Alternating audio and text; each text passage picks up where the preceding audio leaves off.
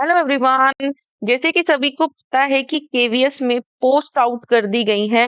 अगर हम post graduate teacher की बात करें मतलब पीजीटी की बात करें तो उसमें अगर हम फिजिक्स में देखें 135 पोस्ट अनाउंस की गई हैं। केमिस्ट्री में देखें 167 पोस्ट अनाउंस की गई हैं। अगर हम मैथ्स में देखें तो 184 पोस्ट अनाउंस की गई हैं और बायोलॉजी में देखें तो 151 पोस्ट अनाउंस की गई हैं। और हिस्ट्री में देखेंगे 63 पोस्ट अनाउंस की गई और बाकी भी इन्होंने दे रखी हैं। तो यहाँ पे ये एक अच्छी न्यूज है उन स्टूडेंट्स के लिए जिन्होंने अभी मास्टर कैडर का पेपर दिया था और जिनका पेपर तो क्लियर हो गया है उनके लिए तो बहुत अच्छी बात है।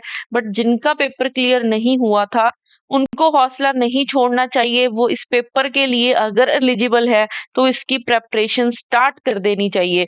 क्योंकि अगर हम पोस्ट ग्रेजुएट टीचर्स की बात करें जो इसके लिए एलिजिबिलिटी चाहिए, चलो पहले हम एक बार ट्रेन्ड ग्रेजुएट टीचर्स मतलब टीजीटी की अगर हम बात करें उसमें भी न पोस्ट देख लेते हैं कि सोशल स्टडीज में कितनी 398 पोस्ट दी हुई है इन्होंने और मैथमेटिक्स में 426 पोस्ट दी गई हैं। और अगर हम साइंस में देखें 304 पोस्ट इन्होंने आउट की हुई है। तो पीजीटी और टीजीटी दोनों की ही पोस्ट है क्योंकि जो मास्टर कैडर साइंस या फिर मास्टर कैडर मैथ्स के लिए प्रिपरेशन कर रहे थे वो ये पेपर दे सकते हैं।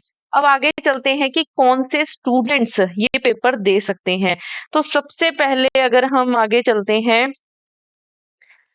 यहाँ पे अगर हम पहले पीजीटी की बात करते हैं तो जो स्टूडेंट्स ने एमएससी की हुई है, ठीक है, और साथ में उनकी बीएड है तो वो पेपर ये दे सकते हैं। तो पीजीटी के लिए पोस्ट ग्रेजुएट टीचर्स के लिए एलिजिबिलिटी क्या है, कौन से स्टूडेंट्स ये पेपर दे सकते हैं जिनकी मास्टर्स है और साथ में बीएड है और कोई भी मतलब स्टूडेंट्स अगर ये जो इन्होंने दे रखी हैं एलिजिबिलिटीज अगर इनको सेटिस्फाई करता है तो वो पेपर दे सकते हैं।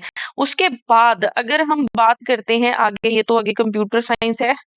बाकी अगर हम बात करते हैं आगे टीजीटी की, तो टीजीटी के लिए क्या क्वालिफिकेशन होनी चाहिए? एक तो आपकी ग्रेजुएशन होनी चाहिए और एक एक ग्रेजुएशन होनी चाहिए और एक बीएड होनी चाहिए, ठीक है, और साथ में सीटेट का पेपर 2 क्लियर होना चाहिए। तो टीजीटी के लिए क्वालिफिकेशन क्या हो जाएगी कि ग्रेजुएशन, बीएड और सीटेट का पेपर 2 क्लियर होना चाहिए। अब यहाँ पे मतलब कि ये थोड़ा सा केवीएस में डिफरेंस है अगर हम मास्टर कैडर से बात करते हैं, क्योंकि मास्टर कैडर साइंस के लिए पेपर, जो मास्टर कैडर साइंस का पेपर है वो मेडिकल वाले भी दे सकते हैं और नॉन मेडिकल वाले भी दे सकते हैं। बट यहाँ पे केवीएस में इन्होंने मेंशन कर रखा है कि टीजीटी साइंस का पेपर सिर्फ मेडिकल वाले स्टूडेंट्स को देंगे जिनके पास बायो और केमिस्ट्री थी ग्रेजुएशन में। और टीजीटी मैथ्स का कौन से पेपर दे सकते हैं? जो स्टूडेंट्स मतलब मेडिकल बैकग्राउंड से हैं, सॉरी, नॉन मेडिकल बैकग्राउंड से हैं, वो टीजीटी मैथ्स का पेपर दे सकते हैं, ठीक है।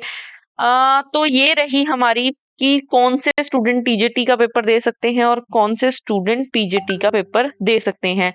अब हमारा जो मेन पॉइंट है वो यहाँ पे है कि ये वीडियो बनाने का मेरा मोटिव क्या था। ये वीडियो मेरा बनाने का मोटिव ये था कि जो स्टूडेंट्स चाहते हैं कि हाँ हम नेक्स्ट मास्टर कैडर के लिए प्रिपेयर करें बट उनका मन नहीं बन रहा क्योंकि अभी पोस्ट अनाउंस नहीं की गई, बच्चों के मन में डाउट रह रहा है कि हम प्रिपेयर करें ना करें, ठीक है, तो उनके लिए ये एक भगवान ने ऐसा बोल सकते हो कि भगवान ने मौका दिया है कि आप टीजीटी वाले सब्जेक्ट, अब बहुत सारे स्टूडेंट्स हैं जिनका पीएससेट तो क्लियर है बट सीटेट क्लियर नहीं है तो वो टीजीटी के लिए नहीं जा सकते।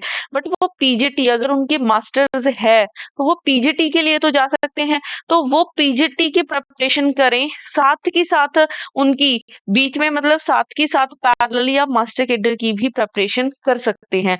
तो मेन पॉइंट हमारा मैं यहीं पे छोड़ रही हूँ, क्या हम केवीएस की प्रिपरेशन मास्टर कैडर या फिर लेक्चरर कैडर के के साथ कर सकते हैं? हाँ, बिल्कुल कर सकते हैं। अब इसके लिए मैं नेक्स्ट वीडियो में आऊँगी। कल आपको ये वीडियो मिलेगी कि क्या हम इन दोनों की प्रिपरेशन कर सकते हैं? अगर कर सकते हैं तो कैसे कर सकते हैं प्रिपरेशन? और वो भी हम करवा रहे हैं, हमारे कोर्सेज़ चला रहे हैं, हम कोर्सेज़ स्टार्ट कर रहे हैं जिसमें केवीएस और मास्टर कैडर दोनों, मास्टर कैडर और लेक्चर कैडर दोनों की प्रिपरेशन हो जाएगी। तो नेक्स्ट वीडियो में मिलते हैं। Thank you so much.